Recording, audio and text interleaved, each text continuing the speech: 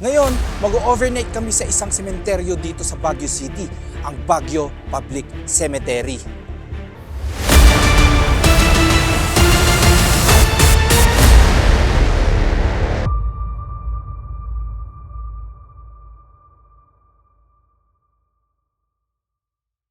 Itong sementeryong ito na-establish siya noong 1950s at natatagpuan siya sa Nagilian Road, Baguio City.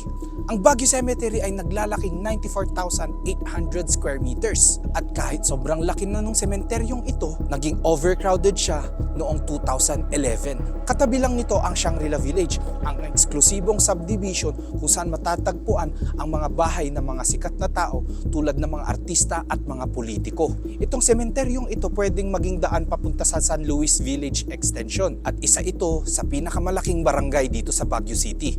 Base sa mga tao, itong Baguio Public Cemetery ay isa sa mga kinakatakutan na lugar dito sa Baguio City. Kaya samahan nyo ako i-uncover ang mga misteryosong pangyayari dito sa sementeryo. So guys, andito kami sa may Baguio Cemetery ngayon. Kung makita nyo, ito yung Baguio Cemetery at ito kami mag-overnight. So ayun. Papasukin na namin yung sementeryo. Tapos meron sila kuya dito. Hello. Cementerio boys. Mga cementerio boys daw. So ayun. Po, papasok na kami sa loob. Ngayon, lilibutin muna namin yung lugar at maghahanap kami ng pag-i-stayan for a couple of hours. Parang maganda dito Naglakad-lakad muna kami para may mahanap ng pwedeng magpwestuhan. Ayun guys, so andito na kami sa loob and grabe, napakalawak nung lugar. Naghahanap pa lang kami ng pwesto kung saan kami pwedeng magstay. Tapos meron yung ano dito yung kampana. Meron yung kampana dito, I'm not sure kung saan yon. Sa sobrang lawak ng lugar is kailangan muna natin hanapin yung kampana. And sabi kasi ng mga ibang tao, tumutunog daw yun mag-isa, lalo na paggabi, tumutunog yung kampana mag-isa. And that is very, very creepy. Habang naglilibot kami, tumitingin kami sa paligid namin dahil hinahanap namin yung malaking kampana.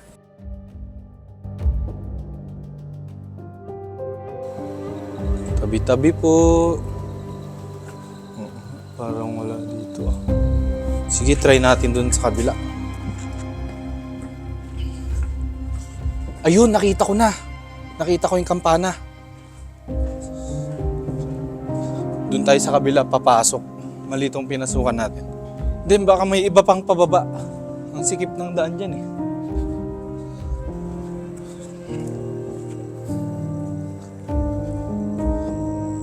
So guys, hinahanap namin yung daan papunta doon sa kampana.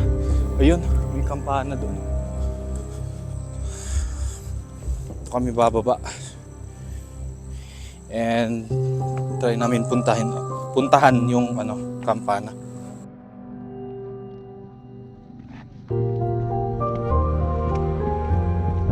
Oh my God, walang daan dito pare.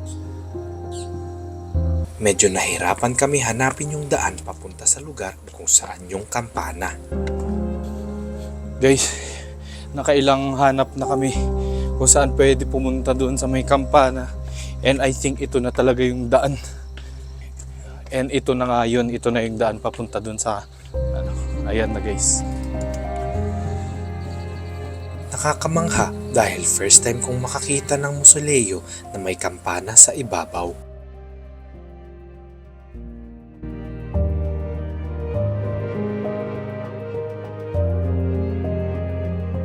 Dito muna kami mag-stay sa mausoleo.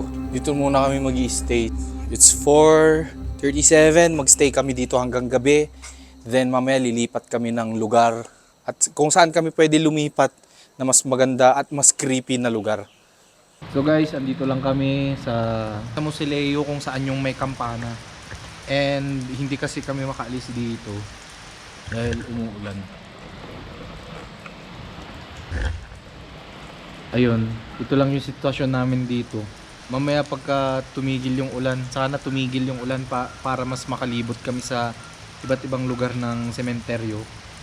Sa pinagstayan namin, may mga nicho at mga ibang bagay na hindi ko maintindihan kung ano itong mga ito.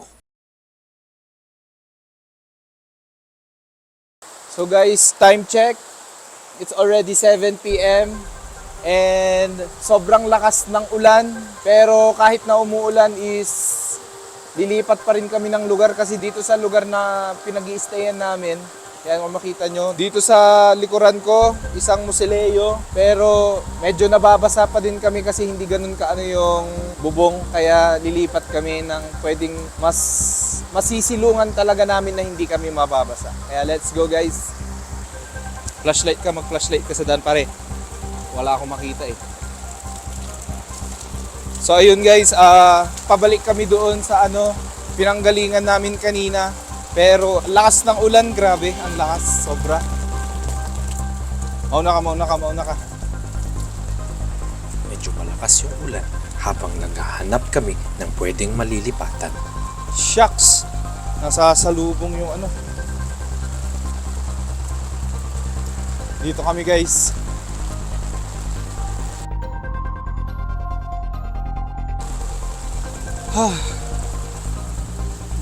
Yikes! Yun guys, dito kami sa ngayon.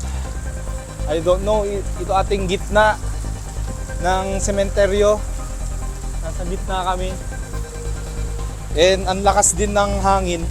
Pero ang ganda ng view dito guys, kung makita nyo.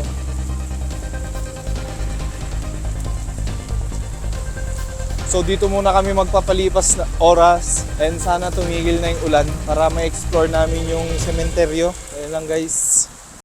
Sa nilipatan namin, nakita namin na may mga krus at statwa sa ibabaw ng mga nicho.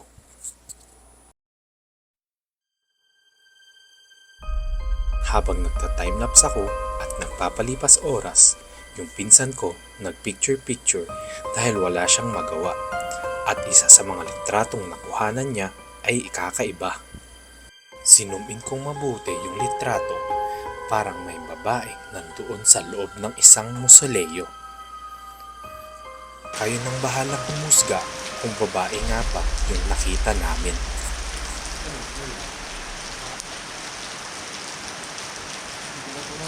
So guys, nagpatigil lang kami ng ulan dahil sobrang lakas kanina talaga. And ngayon, okay na. Hindi na umuulan. Yan, kita nyo guys. So guys, maghahanap kami ng lugar kung saan na madilim. Tapos, doon kami mag-i-stay and doon kami magpapalipas oras. Mamayang 3 AM, yung 3 AM challenge ulit na gagawin natin. And let's go. Kahit na sobrang dilim sa nilalakaran namin, tuloy pa din ang pag-explore ng sementeryo. Ito guys, nadaanan namin tong lugar na to. Napakadilim guys. Mamayang 3am gagamitin ko yung EMF ulit na device para sa ghost hunting mamaya. For now, ini-scout lang namin yung area. Tabi-tabi po.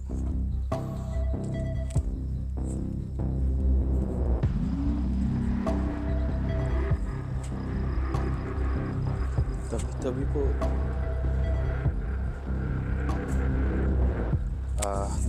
Walang madaanan dito. Shucks, lumalakas na naman yung grabe, ang creepy dito guys. At least pero may silungan. Oh my God.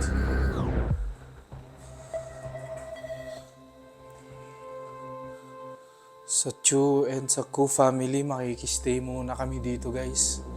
Magpapaalam po kami na mag-i-stay po kami dito sa museo nyo po. So ayun guys, dito kami magpapalipas na oras. And mamaya sa 3am challenge, try naming libutin yung ibang part ng cemetery. Hindi namin malilibot lahat to dahil sobrang lawak ng sementeryong ito. Kaya try lang namin puntahan yung ibang lugar ng sementeryo. So ayun lang guys. Nag-timelapse ulit ako. Habang nag-aantay kami ng oras, naisipan ko na gamitin ang aking EMF. Dahil medyo kakaiba ang pakiramdam dito sa pinag-i-stayan namin. Nung sinimulan ko maglakad, umiilaw na ng orange ang aking EMF. Nag-red siya ata. Nag-red ba siya o nag-orange lang? Orange. Orange siya guys. Nag-orange siya. Dito sa part na to.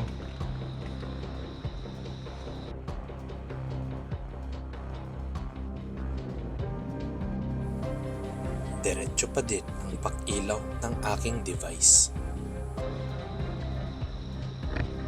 Diyan mo na kasi. Ayun. Grabe guys. Nag-o-orange. Nag-orange talaga siya. Nag-goosebumps ako. Grabe, nag-goosebumps ako sobra.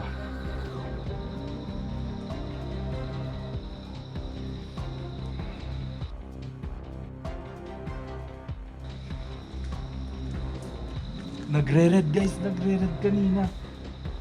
Nagre-red siya. So ibig sabihin pag nagre-red siya, pero nandito lang sa tabi namin. Pero ngayon, hindi na siya baka lumayo na.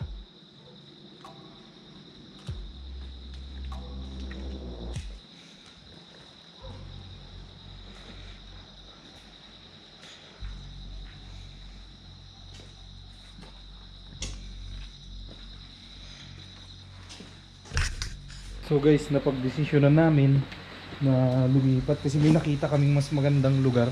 And yung lugar na yun is makikita namin yung view ng Baguio. Yan yung view na namin. Actually nakikita naman namin yung view doon, pero mas okay yung view dito kasi. Karamihan ng nilibing dito sa Baguio Cemetery sa nakikita nyo sa kanilang nicho ay mga Chinese. So guys, time check. It's already 12 a.m. So, lilipat kami ng pwesto ulit. Maghahanap kami ng ibang lugar na pwedeng pagstayan namin. Grabe, kinakabahan ako dito. First time ko mag-vlog sa sementeryo and 12 a.m. Iba ang pakiramdam pag 12 a.m. kasi. So, ayun guys, let's go. So, babalik ulit kami sa taas guys. Uy, shit, ang dulas. Muntikan akong nadulas. Grabe. Ang basa nung stairs kung makita nyo. Yan.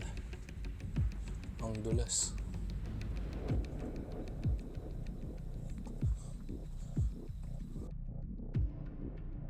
Sinubukan namin puntahan ang ibang malalayong lugar sa ibang parte ng sementeryo. So guys, yan ang makita nyo guys. Para sa mga baby, mga bata. So nakikita nyo is ito yung mga libingan ng mga bata. Born and died, sabi niya kasi doon sa ayan. Hindi lang nakita yung magandang mundo natin guys. Nilibot namin yung lugar and hindi ko alam kung saan papunta ito.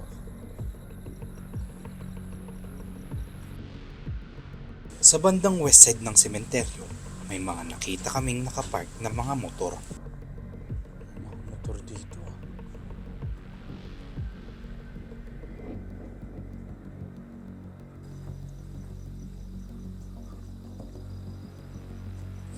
Tara, back tayo. Kailangan na nating umexit dito. Sige lang. Sa ibang parte, hindi lang motor ang mga nakapark, may mga four wheels din. Kakahingal.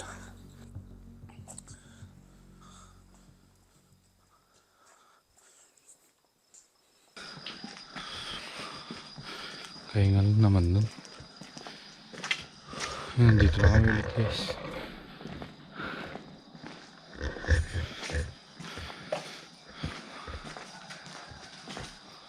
So guys, time check. It's already 3 a.m. And ito na yung challenge ulit natin. ang 3 AM challenge. Dilibutin natin yung mga ibang parts ng Baguio Public Cemetery. Yung kampana, babalikan namin. Yung doon sa may isang pinuntahan namin, yung pababa pa. And let's see kung may mapuntahan pa kaming hindi namin napuntahan. So let's go guys. Ngayon papunta kami doon sa may pinagstayan namin kanina, yung may kampana na place. So guys, ito na yung EMF. Malapit na kami dun sa lugar kung saan yung kampana. I-check natin kung ma-detect na paranormal activity. Nag-yellow siya guys, nag-yellow. Ibig sabihin may malapit.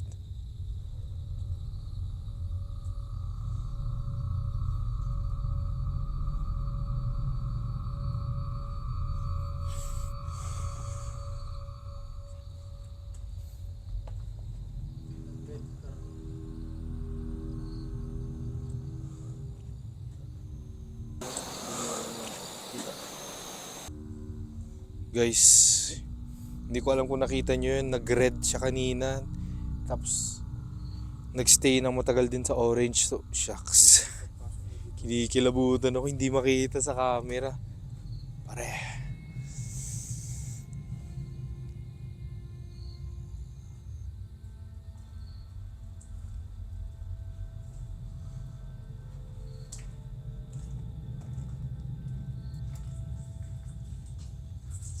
Tara na, balik na tayo. Back. Medyo iba yung pakiramdam ko doon guys. Iba yung pakiramdam ko doon nung kanina. Nung sumilip ako doon sa doon sa dulo. Parang may mga nakatingin na ano sa akin.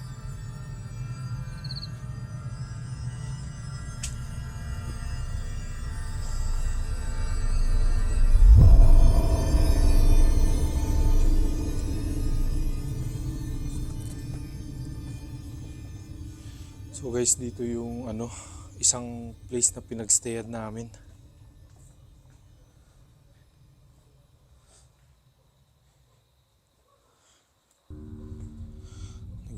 Nag-orange, nagre-red siya, nagre-red.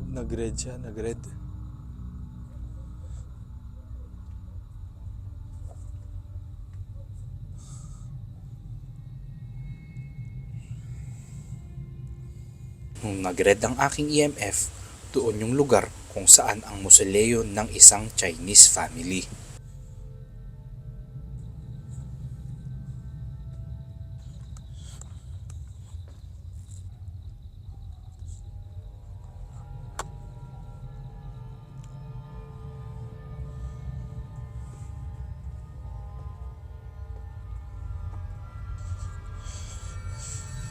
Nagbiblink yung ulit. EMF.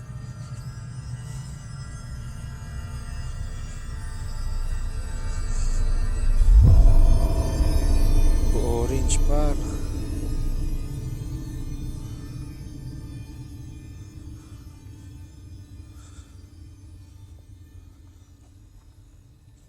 Hindi dyan eh.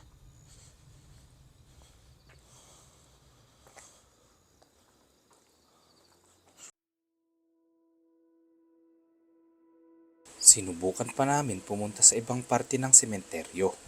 May mga ibang lugar na delikado dahil sobrang dilim at yung ibang daan ay madulas.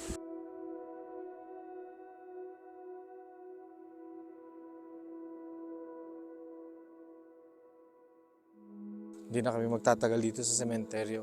Malawak masyado yung lugar para explorein namin na buo yung buong sementeryo. Sobrang unforgettable tong experience na to dahil sa Diyos na nasa itaas ay makakauwi kami ng ligtas.